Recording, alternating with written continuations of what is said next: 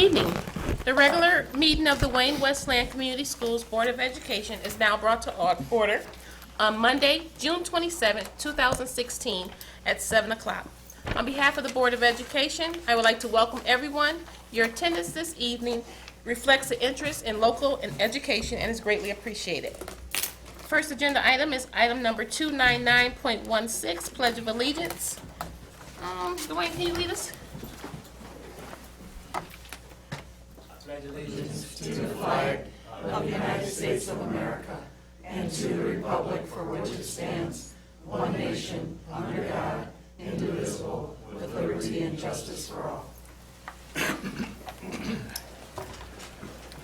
Moving on to 300.16, roll call, please. Mrs. Liddell.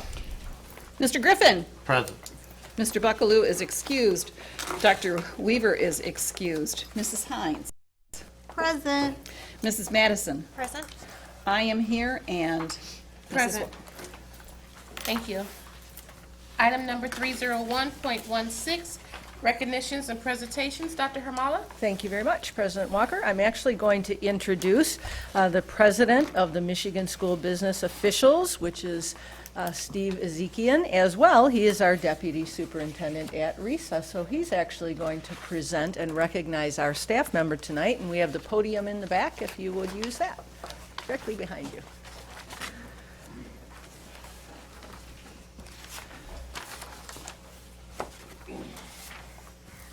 Well, thank you, Dr. Harmel. I am really especially thrilled to be here to be able to present this award on behalf of the Michigan School Business Officials. Annually, the Board of the Michigan School Business Officials selects some awardees of the Meridian Award of Excellence. That's an award that's given out to local districts for innovation and best practices in the areas of school operation and business. This year, among several nominees, your district was nominated, specifically Gino, for his work was nominated as an award winner. I'm very thrilled to say that he was our winner this year, one of our winners this year. The selection is based on the degree of how much the entry promotes and enhances school business practices and the sustainability of those practices. I'm going to let Gino talk about what he actually did. Thank you. The Click and Fix It app was developed working in conjunction with Matt Connolly, the other supervisor, Mr. Tony Spizak, to have an interactive app that was allowed for everyone, either staff member or student, or anyone visiting our district to be in any building, to walk by, to see any sort of a problem in a building, a light out, a down tree, power line. You were able to take a picture with your phone. With logging onto the school's website, there was a Click and Fix It app. Once you received that, you could be at any building in our facilities, let's say Elliott, click on that. Then you could add the picture to that app. It would report it directly to that head custodian, who would address it immediately if there was an immediate problem. If it's something that was above and beyond his ability, he would then forward it on to School Dude through Tony Spizak in the maintenance department. We'd have one of our techs come out there and address it immediately.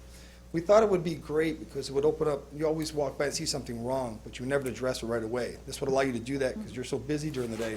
Take a quick picture, a quick email to that person, you're gone, the problem's solved. And they let you know via email when the problem is fixed, either through maintenance or through themselves, that it was all taken care of. And things just, we address a lot more building issues and problems quicker and made our buildings look a lot nicer. It was very nice. We were very happy to accept the award as well. And the reason that this was selected for an award is there's a lot of project management and ticketing systems out there that track work orders, for example. But what was unique about this is that it was simple to use, it engaged the community, and provided an easy avenue for communication that was pretty unique for that kind of application. So congratulations, Gino. We have for you, I'll let you get through there. There's a cash award for the district. Thank you. Don't spend it frivolously. That's fine. And that's to memorialize your efforts and your work. Appreciate that. Wow. It's here somewhere. Very nice. Very nice. I will briefly share that I had the great introduction of the app one day when I was going through one of our schools, and I walked down the sidewalk and noticed that a piece of the cement had collapsed into the dirt, and I took a picture of it, and I mentioned it to Gino later and said, oh, I have to email you that picture. And he said, well, why don't you use the app? So I learned to use the app, and And lo and behold, the cement is now in the hole and the sidewalk looks great, so thank you. All right, thank you. If I could get you both from front really quick for a picture.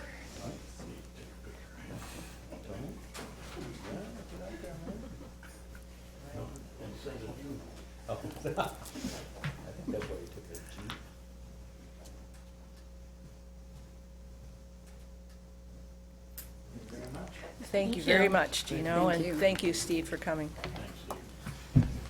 Moving on to item number 302.16, citizen comments. Ms. Medill? This is the portion of our meeting where we allow citizens to address agenda items only. Is there anybody who wishes to make a comment? I see none. Thank you. Moving on to item number 303.16, consent agenda. This time I entertain a motion. So moved. Moved by Mrs. Madison, supported by Ms., I'm gonna get it together, Hines. Any dissension? No? Okay. Roll call vote, please. Mr. Griffin, Yes. Mrs. Hines, Yes. Mrs. Madison, Yes. I vote yes, and Mrs. Walker. Yes. Let the record reflect how many of it? 5. 5-0 vote, thank you. Moving on to item number 304.16, review and approval of business services and finance items. Mr. Larson Scheidler. Thank you, Madam President. Okay. Do you need a second? Yeah, where's Nick? Supposed to be this.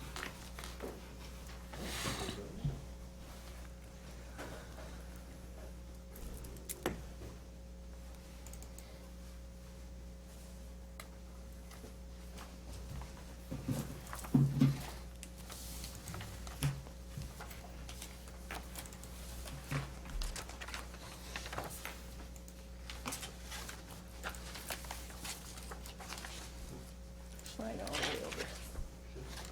All the way over. Okay, go all the way over to, yeah, See where up. No, no. Go back to slideshow.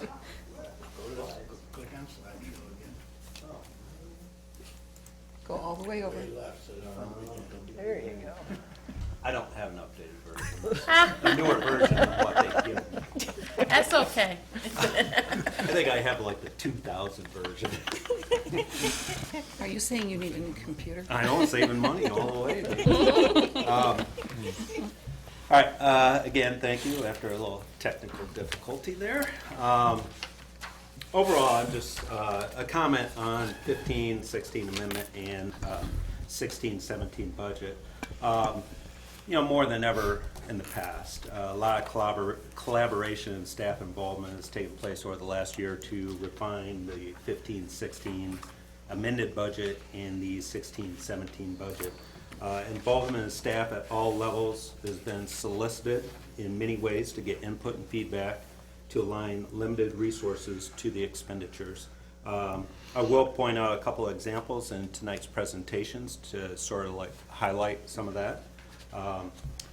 But something to keep in mind, a budget is based on the information available at that point in time. As the budget cycle progresses, the 15-16, we're doing the amendment, so it's at near the end. 16-17 is at the beginning. Additional information or events will have an impact on the initial projections. Tonight's amended budget has several one-time events or actions that impact the 15-16 budget, which may or may not occur in 16-17. And I'm not going to go through the booklet that you have. I mean, you have that. If you have questions that you want to ask from that, feel free. But what I want to do is just highlight some of the changes. The budget is pretty much the same as what it was when we started the year. Not a lot of changes, except for a couple of the one-time events.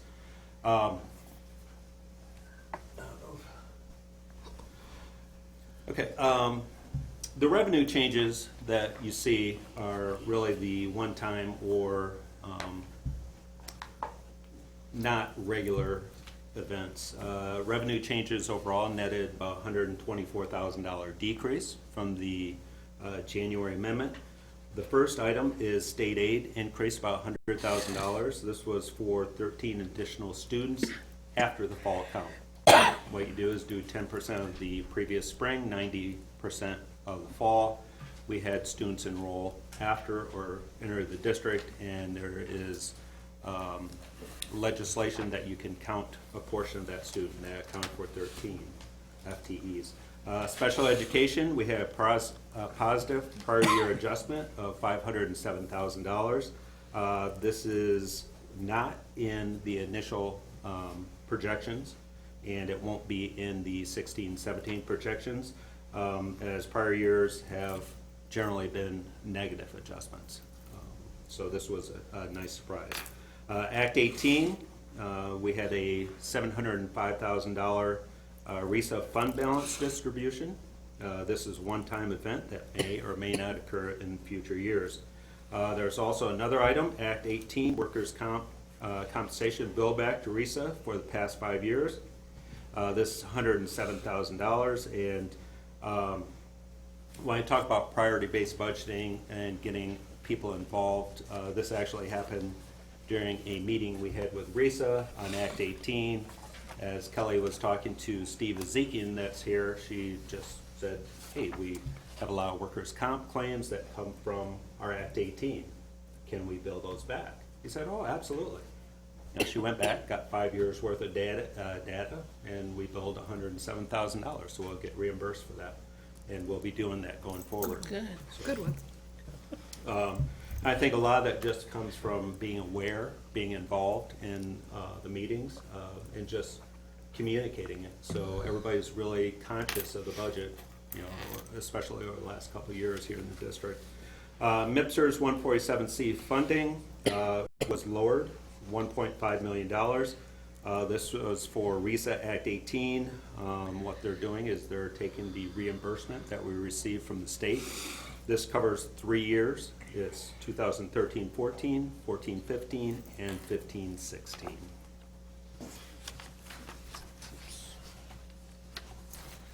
And on the expenditure, I'm sorry, I can't see that, so I'm going to have to get my... what I want to do is just give you an overall view. The expenditures actually decreased $1.9 million over January amendment. You can see that January amendment was at 104,075,000. June amendment's coming in at 102,151,000. Again, that's a net change of 1.9 million. Note that the original 15-16 budget was approved June 25th of 15 at 103,984,000. So the June and the January amendments were within $100,000. I'll go over the reasons for the $1.9 million change.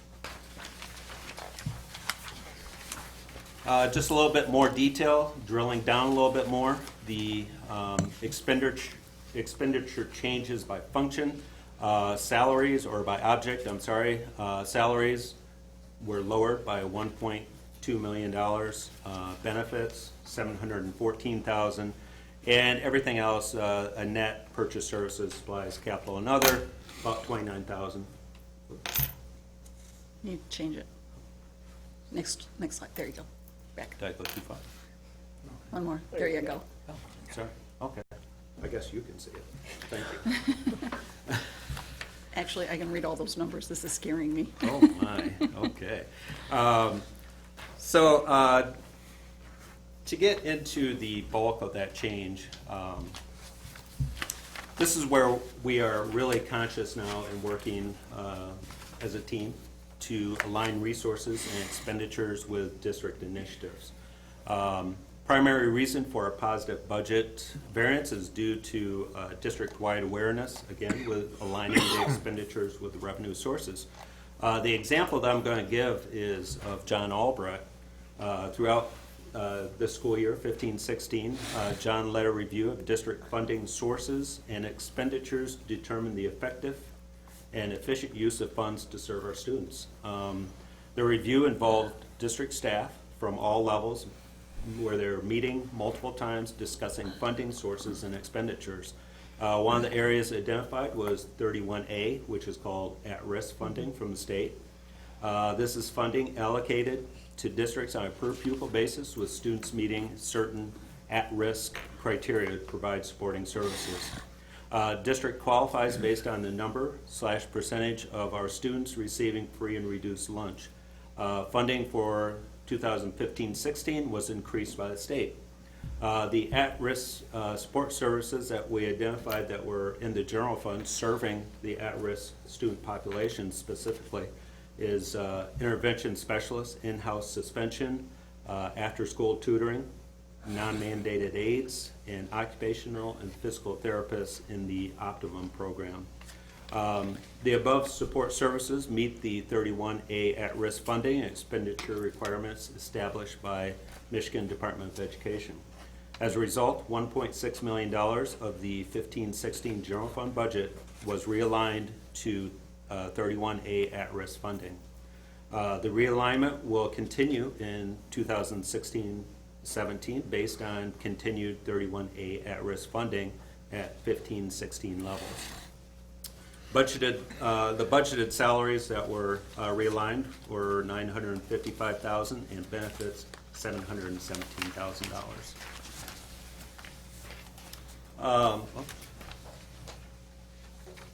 Then there are some other items, actual expenditures not reflected as budget amendments. I did this because I didn't want to skew future budgeting, because on utilities what we do is we use historic 3-year averages. In 15-16, natural gas was budgeted at $826,000. We're going to have a projected $300,000 plus positive variance due to actual. A lot of this is through the diligent oversight by Building and Grounds, our iSave program. I know that Gino that was here earlier and Tony, they do an outstanding job working with staff in the buildings. It's really a group effort throughout the district to save money. We benefit from a mild winter. I think you'll hear me in the January amendment. I'll probably say if we have a mild winter, we can save. I say that every year. This year it came true. The budget was also lower in 2014-15. Prior year budget was $890,000, and it was lowered based on demolished buildings, so we had some savings there. I'd compare this to the polar vortex that we had in 2013-14. Our natural gas was almost $1.3 million, so almost triple. And then getting to the good news, the bottom line is our last slide here. This is a change in fund balance. I just want to do a reconciliation for you. Our beginning fund balance was $3,410,000. Our June amended revenues are coming in at $104,040,000. June amended expenditures due to the one-time items and changes are $102,151,000. Our June amended projected fund balance will be $5.3 million, and that is compared to our January projection of $3,414,000. It's an increase of $1.8 million, and we will meet the 5%.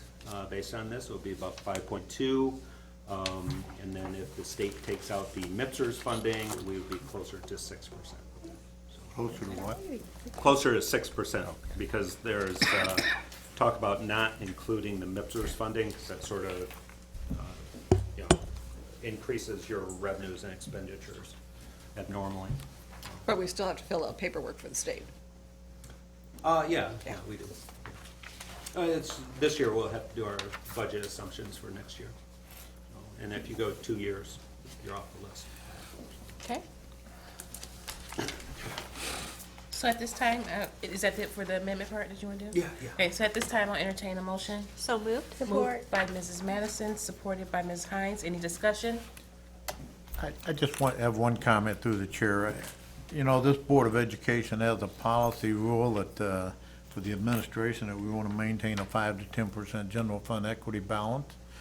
And we're back to there, and thanks to some one-item issues, but I think that's progress, and getting out from under any supervisory status of the state, I think bodes well for the future. So as a member of the Finance Committee or Treasurer, I think that's what we, as a board, asked the administration to do, and they did it well. So thank you. Yeah, any other discussion? Roll call vote. Okay. Mrs. Madison? Yes. Mr. Griffin? Yes. Mrs. Hines? Yes. Mrs. Walker? Yes. And I also vote yes. With the 5-0. 5-0. Item B, please. Yeah, Madam President. Moving on to the 16-17 budget.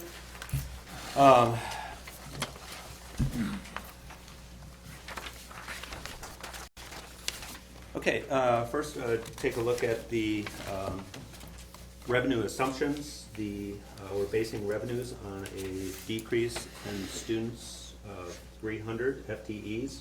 That'll put us at 11,316. Taking this on this year's state aid of 73.91 per pupil, that would be a loss of $2.2 million. State aid is an increase for next year of $120 per pupil, and based on 11,316, this will increase state aid by $901,000. So the district's net decrease on per pupil funding next year is $1.3 million. So even though we get an increase, the loss of students is creating a larger loss. And we know for sure that we are going to get the $120 per pupil. Yeah, it was signed. I believe it was signed Today, yeah. I missed it. There you go. I was waiting for it to be signed. So we will be, our per pupil funding will be at $7,511. Again, we're still at the lowest. That's the lowest amount in the state. MIPSR's 147C funding would be approximately $8 million. I'll go over the rate details a little bit in the expenditures. This is net of a $850,000, again, for Act 18 that will be reimbursing RESA. So it'll only be for 1 year going forward. Elimination of adult education high school completion funding will decrease revenues by $250,000. And elimination of the Tech Infrastructure Grant, or TRIG, in the School Aid Act of $91,000. So our total general fund revenues are projected at $103,006,105. Okay, moving on to the expenditure side. Looking at a continuation, well, we already have a continuation of priority-based budgeting. What this really is to align expenditures with our resources. It creates transparency in our budgeting. We are able to communicate funding and budgets throughout the district. A lot of staff get involved, so I think they get a better knowledge of where we're at and how funding works. And we also take the staff input and feedback in the budgeting process, which helps everybody create a budget. Continued funding of at-risk items at the $1.6 million. This is, again, for support services for students described in the 15-16 budget amendment. We had elimination of adult education high school completion. Total prior year budgeted program expenditures were over $600,000. This does not include building costs. So we have a little bit more savings there. We have a net decrease in K-12 staffing projected at 6.7 teaching FTEs. This is based on student enrollment decrease of 300 students. building enrollment and class size projections, and it's also, as far as the dollars, it's conservative estimate because I used the starting BA salary of $34,266 in, when I'm making the decreases. And then also, I would say our total salaries for next year are budgeted now at $51.9 million compared to $52.5 million in the current amended budget. And again, as I described, the MIPSers 147C funding charged by the Act 18 program. I would state that Michigan Department of Education has put out guidance that they do not require MIPSers 147C funding to be charged to any specific fund. This is only non-general fund program that 147C is allocated to, and the estimation for next year is $850,000. Moving on to employee insurances.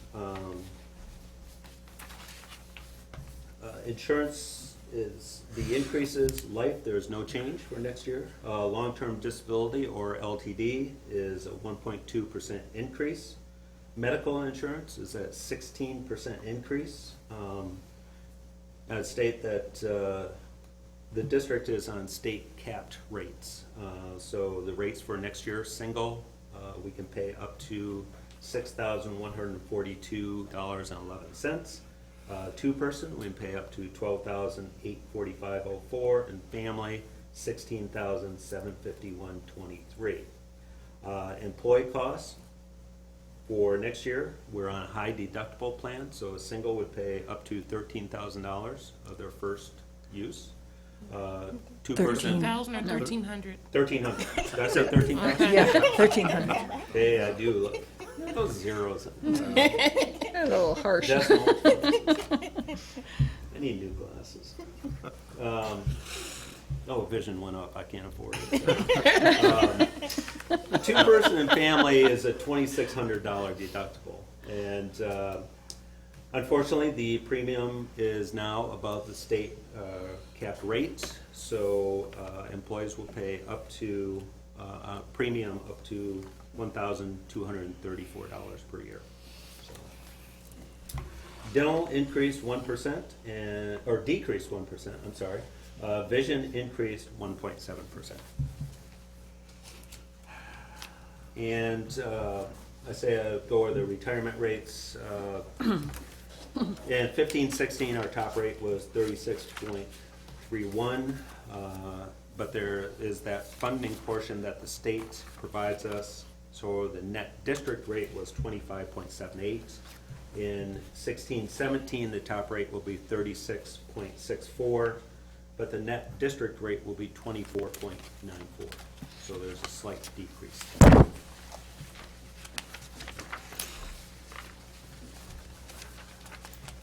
And taking a page out of your budget book, just comparing the amended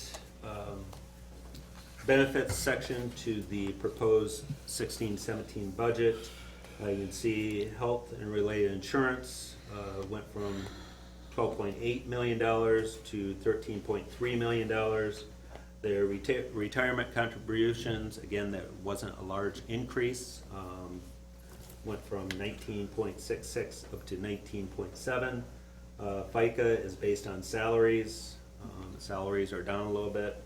Workers' compensation is based on historical, and other is just like unemployment and things like that.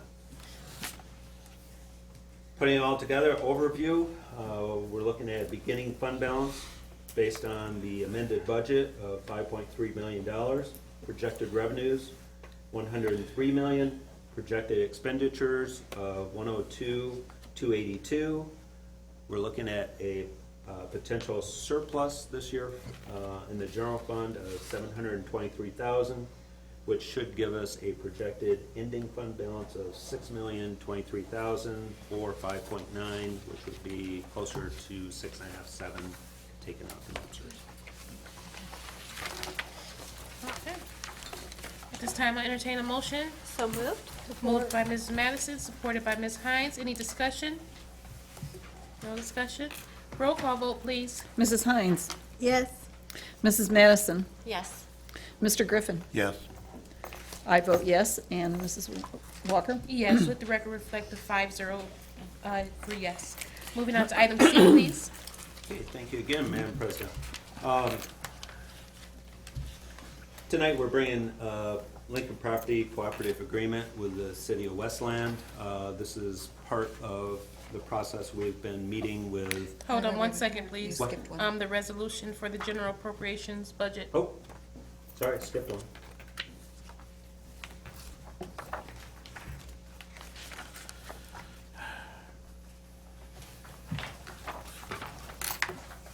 '29 and starting on 29. Okay, this is just the summary of everything that's in the book. You have general fund revenues and expenditures that I went over. You have special education fund revenues and expenditures at $12,304,000. You have federal, state, and local grants. Have revenues of $16,924,000 and expenditures of $16,924,000. Sinking fund revenues of $1.8 million and have expenditures of $800,000 and milk and lunch fund or food service. Looking at total revenues and fund balance of $6.9 million and expenditures of $5.6 million. For the debt service fund, that total fund balance and revenues of $11,722,000 and expenditures to service debt of $9,113,250. Are you complete with that? Complete. Okay. That's. I'll entertain a motion at this time. So moved. Moved by Mrs. Madison, Support. supported by Ms. Hines. Any discussion? No discussion. Roll call vote, please. Mrs. Hines, Yes. Mrs. Madison, Yes. I vote yes, Mr. Griffin, Yes. and Mrs. Walker. Yes, let the record reflect 5-0. Moving on to item D, now the Lincoln property. Okay. All right, I'm back on track now. Through our meetings, we have vacant properties. We've been meeting with realtors and also city officials, really trying to do a discussion on how to develop properties and what opportunities there are. City of Westland would like to provide open space for activities and festivals in the Norwayne community. We discussed and recommended a 5-year cooperative agreement with the city to provide the Lincoln property for community use. This is a 5-year agreement for $1, which includes clauses to discontinue the lease should there be a development opportunity for the district. The benefit will be the city will maintain the property. This will relieve the district of maintaining the property. Take a motion at this time. So moved. I'll support Okay, that. moved by Mrs. Madison, supported by Mr. Griffin. Griffin. Any discussion? Yeah. Okay. You know, we had quite a bit of discussion relative to this program in the Finance Committee, and I simply want to say, if anybody, and I know this board is aware of the kind of vitality that's going on in renewal in Norwayne, this is just another part of that where the place is just unbelievable the last 2 years, in my opinion. I was in a couple of the events there, and, you know, this just gives some more open space.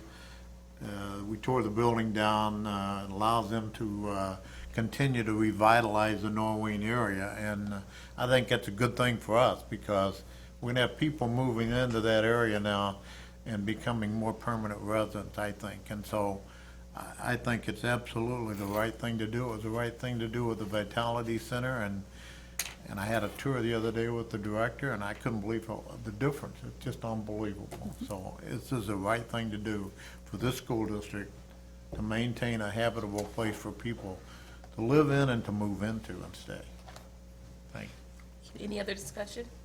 Roll call vote, please. Mrs. Hines, Yes. Mrs. Madison, Yes. I vote yes. Mr. Griffin? Yes. And Mrs. Walker? Yes, let the record reflect 5-0. Moving on to item E, please. Okay, thank you again, Madam President. Recommending additional leases of 10 buses for the next year. This is based on the result of the state police inspection report and continued breakdown of equipment that we have. During the police inspection, we had 12 buses that were deemed as red tagged and 10 as yellow. That means that buses have to be repaired before they're put back on the road, which they were. You know, the yellow versus red just depends on the extent of the work that's needed. Since that time, we had 4 or 5 buses that have either blown an engine or transmission. We had quotes for a replacement of engines, $25,000 for a bus that, you know, bus bought in 2000, that's probably worth about $1,000. So for safety and students and the employees, and for efficient, effective transportation, recommending 10 additional leases. We've discussed this with transportation and cabinet, and each lease would be between $14,000 and $20,000 annually. So it'll increase the budget by about $200,000. It's already built into next year's budget. And we will, again, be purchasing or leasing the buses through vendors that are approved by MSBO. Okay, thank you. At this time, I entertain a motion. So moved. Moved by Mrs. Madison, supported by Mr. Griffin. Any discussion? I just want a clarification. I meant to ask you this before the meeting ended. What are we currently leasing, number of buses we currently, is it 10 or 19? 19. 19. So this, if we had to lease 10 more, this would bring us to 29. 29, we have Out of a 86 fleet buses. of how many? 86 buses. Okay.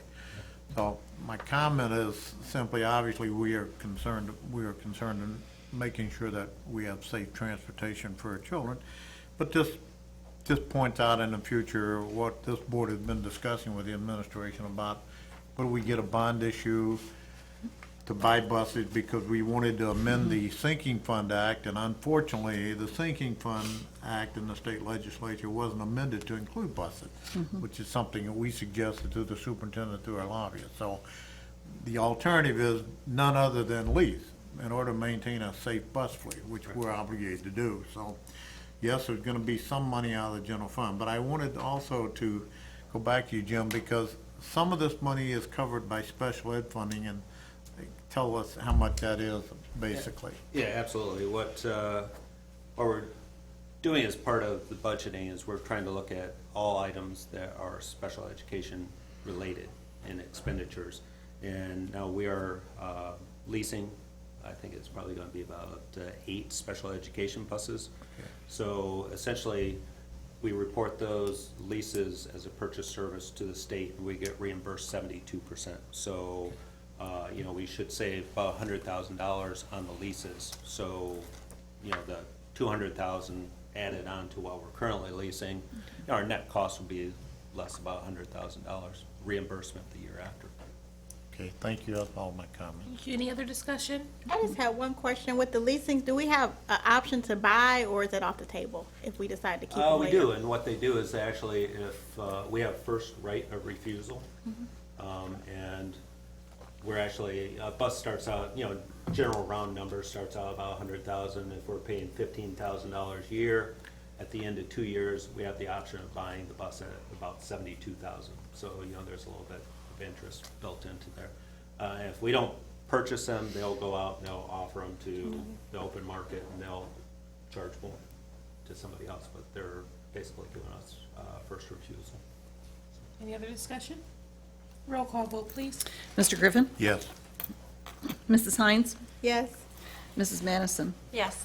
I vote yes. And Mrs. Walker? Yes, let the record reflect 5-0. Moving on to item number 305.16, Board of Education Committee Reports. Mr. Griffin, you have the Finance Committee report. Thank you.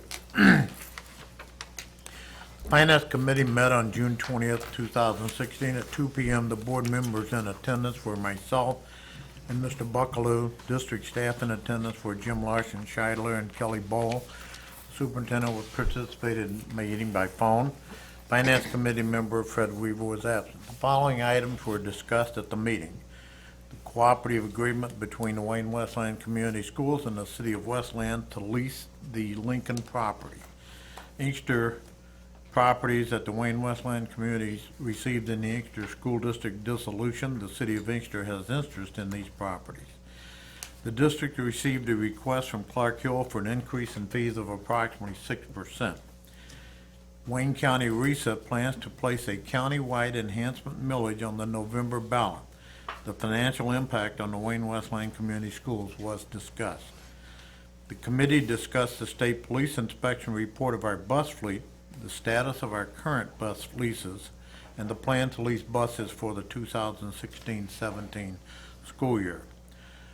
The committee received an overview of the teacher leadership incentive funding grant application that the district is developing for submission in partnership with the Romulus School District. The committee discussed the possible impact on both districts. Preliminary plans for the redesign of the high school cafeterias were reviewed with district staff. Final plans were presented to students and staff at both high schools for feedback and input. The committee was updated on this progress. The 2015-16 final budget amendment and the 2016-17 proposed budget were reviewed and discussed. The meeting was adjourned at 3:45 p.m. Thank you, Madam Chair. Thank you. Moving on to item number 306.16, Head Start Monthly Report. Mrs. Madell. Well, as required by federal law, you all received a copy of the Head Start monthly report for May and also for June, because May's was not available last month, so you received both of that information. We are in the process over at Head Start of enrolling kids. So again, if you know of any kids who would qualify for our program, send them over to Stottlemyre. We'll be glad to look at them and enroll them. Thank you, Mrs. Madell. Moving on to item number 307.16, Resolution Wayne County Regional Educational Service Enhancement Millage. Dr. Harmala. Thank you, President Walker. I am recommending the board's approval of a resolution included in your packet on pages 46 through 49 that supports a Wayne County Regional Enhancement Millage. The concept of an enhancement millage accompanied the passage of Proposal A in 1994 that restructured the way schools are funded. Proposal A restricted a local school district's ability to levy a local millage for operating purposes, but it did provide the opportunity for additional revenue to be generated on a regional basis through an ISD-wide enhancement millage. An enhancement millage cannot exceed 3 mills and may be authorized for a period of up to 20 years. Proceeds from the millage are allocated to school districts within the ISD on a per-pupil basis. Our resolution requests your support for 2 mills for a period of 6 years, 2016 to 2021. This would be an increase of approximately $350 per pupil for Wayne Westland Community Schools. Since these funds can support operations, they would go a long way to help us with the implementation of our strategic plan, specifically the attraction and retention of personnel, updating our transportation fleet, and implementing our instructional plan. If the districts in Wayne County that recommend through board action that RESA place this question on the ballot before its voters, and those requesting districts equate to more than 50% of the latest available audited pupil count, the voters would be asked to vote on this millage during the November 8th, 2016 election. This is the required time frame for such a ballot question in Wayne County. If the measure passes, the monies would be available for the 2016-17 school year. And again, the resolution is in your packet. No need to read it. Thank you. Okay, at this time, I'll take a motion. So moved. Moved by Support. Mrs. Madison, supported by Ms. Hines. Any discussion? Roll call vote, please. Mr. Griffin? Yes. I vote yes. Mrs. Hines? Yes. Mrs. Madison? Yes. And Mrs. Walker? Yes, let the record reflect 5-0. Thank you. Moving on to item number 308.16, the strategic plan. Dr. Harmala? Yes, thank you again, President Walker. In your packet, I provided an updated memo of the recommendations for adjusting goals in that plan that was presented to you on June 6th in an effort to ensure that all personnel in the broader community are aware of and able to support the implementation of those goals. Specifically, focusing strategically on fewer goals would ensure we attain those goals, particularly in the early years. I want to make sure everybody understands that ongoing work continues in each of the areas within the strategic plan. That delineation of a particular set of goals only refers to the fact that there would be extreme focus and attention on those goals by all stakeholders. So in other words, we are always working on high levels of learning and growth for our students, but we will take an extended and more intensive look at that particular item in the years that is designated in the plan, which is 2018-19. Given those changes, I'm recommending that in 16-17 we have 2 instructional goals and 2 funding goals. Ensuring instruction and related programs and services align with what students must know and be able to do, and that we assess and support the social, emotional, and behavioral needs of our students. The funding goals would be to ensure resources support staff compensation and determine feasibility of a bond issue or other funding mechanisms to support financial needs. In 2017-18, we would move up the goal that relates to staff attraction and retention, including staff members feeling valued, appreciated, respected, and supported. We would then move all of the other goals forward by a year from the ones that you received in June. The only other changes that would occur to the plan were grammatical errors or omissions or adjustments in that way that we have to make the plan read properly. And with your approval, we would update that particular document, make it available to you and our community. So I'm recommending approval with the adjustments I just noted. Okay, at this time, I'll take a motion. So moved. Moved by Mrs. Madison. Support. Supported by Ms. Hines. Any discussion? Roll call vote, please. Mr. Griffin? Yes. Mrs. Hines? Yes. Mrs. Madison? Yes. I vote yes. And Mrs. Walker? Yes, let the record reflect 5-0. Moving on to item number 309.16, report on the superintendent's evaluation. The board is required by law to evaluate the superintendent annually. The board rated Dr. Harmala as highly effective for the 2015-2016 school year based on her performance in the 11 evaluation categories. At this time, what I need from the board is for a motion to accept the superintendent's evaluation as presented. So moved. Support. Moved by Mrs. Madison, supported by Ms. Hines. Any discussion? Roll call vote, please. I vote yes. Mr. Griffin? Yes. Mrs. Hines? Yes. Mrs. Madison? Yes. And Mrs. Walker? Yes, let the record reflect 5-0. Moving on to the, Part B, negotiation extension. Given the superintendent's evaluation rating of a highly effective and/or approval of the strategic plan, it would make sense to review the superintendent's contract at this time.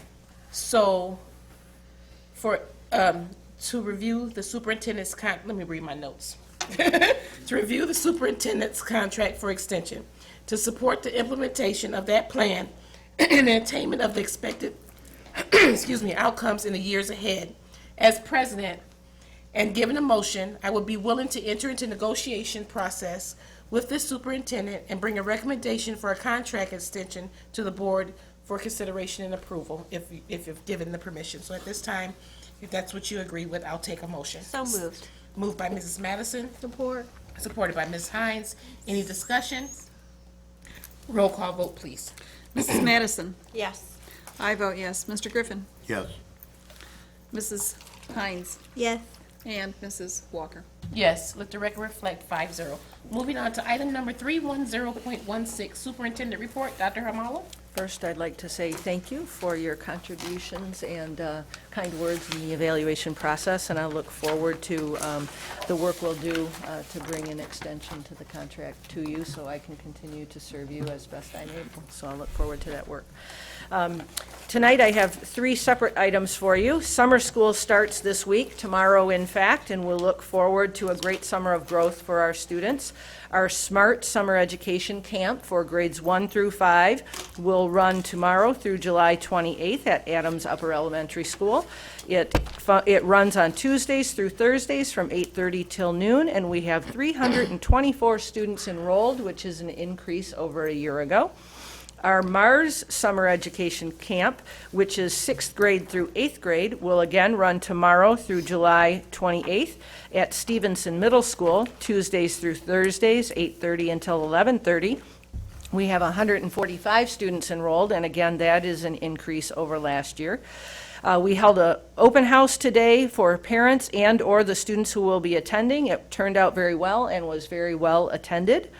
Our priority summer schools for our kindergarten through 4th grade students will run tomorrow through July 28th, Monday through Thursday, 8:30 to 11:30, at Hamilton, Hicks, Hoover, and Schweitzer Elementary Schools.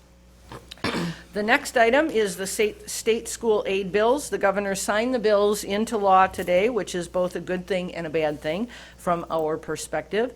The good is the increase in the foundation allowance. A concern is the fact that the school aid fund now includes funding for non-public schools. In the past, the state school aid fund was a K-12 public school resource. It has since expanded to include community colleges and higher education, and effective with the most recent signing today, $2.5 million is now going to non-public schools to help cover the cost of state mandates. The governor is reportedly acknowledging there could be legal issues to work out relative to this particular allocation.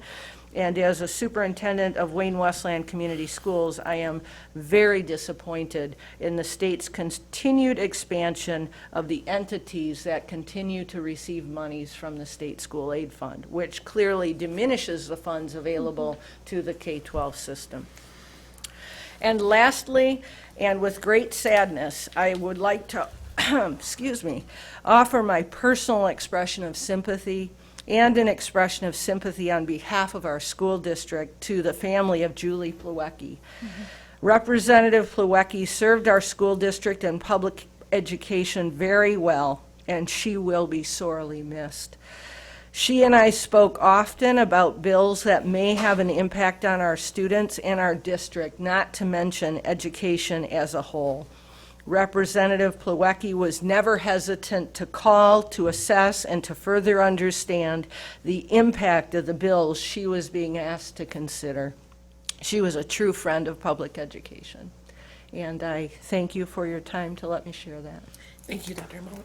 Before we move on to the next, I moved kind of fast, and we just need to sign your evaluation, so. Thank you. We'll pass that down, and if I can get your signature and a date, as well as Dr. Hamala's, that will put our John Hancock on your evaluation. Okay, to make thank it you. legal. Great, thanks. Moving on to item number 311.16, citizen comments. Ms. Madell? This is the portion of our meeting that we set aside for citizen comments. It can be any general comments that you wish to make at this time. Seeing none, we'll move on to item number 3.12.16, review and recommendations, Board of Education. Mr. Griffin? Yes, thank you. From being the treasurer and a member of the chairman of the finance committee, I'm disappointed in the state and the kind of funding they have for public education. You can't be happy if you sit up here about that because they're diverting funds, as the superintendent just alluded to other areas, and we happen to be, because of the Headley Amendment at the year the Headley passed, we lost 8 mil, so that's why we're at the bottom of the funding state aid formula per pupil. Otherwise, we'd have been up with the 10,000 or 8,000 people that are around us, and Dearborn and some other places. So, but I say that for a reason. I say that because, we're also a district that's fiscally responsible. It takes some guts up here to make some tough decisions, and we just had one recently, and I got to commend this board. They gave some directions to the administration that we're going to have a fiscal responsible district, and it may mean some hard decisions. We're going to do that. We're going to go back to the 5% equity, hopefully, and stay there. But we're facing a future where we have to deal with our employees. They have another year left on the contract where they took a tremendous cut. And I wish I could say I see better things on the horizon from the state, but I don't. And it's going to take some more really tough decisions on behalf of this board and this administration to maintain decent staff and decent programs that we have in our district. And I'm proud of our district because we've taken those hard decisions and made them. So that's my comments relative to the fiscal responsibility of this board and this administration. I think it's to be commendable. Thank you, Mr. Griffin. Mrs. Madison? I'd like to comment tonight about going over the finances and seeing all the collaboration and the unity that our district is providing. And I just want to send out to everyone to have a happy, safe summer. And I look forward to seeing as we continue to grow together as a family. Thank you. Ms. Hines?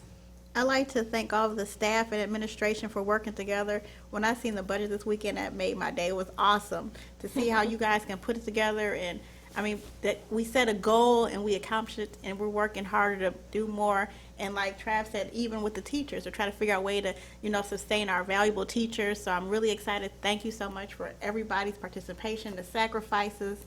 And I would like to say as well, thank you, Dr. Harmula. You are fabulous. I mean, you are a bright sunshine, and everywhere I go, even with MSAB, they always compliment me how wonderful you are. And thank you so much for your hard work. We really appreciate it. It's my pleasure. Thank you. Thank you, Ms. Hines. Mrs. Madell? Well, it's only been a couple weeks since I saw Julie Poecki the last time, and my husband can tell you, this has hit me rather hard for somebody who is that much younger than me to pass away from a massive heart attack. She was a friend to our students and a friend to our educators, and she will be sorely missed, not only at coffee each month, but also in her position at the state house, or state senate, I'm sorry. And I think what Dr. Harmala had to say was right on point. She was a gift to us, and we will miss her going forward. So, thank you. Thank you. As always, I agree with everything that my board members, fellow board members have stated tonight as far as administration and sending out well wishes.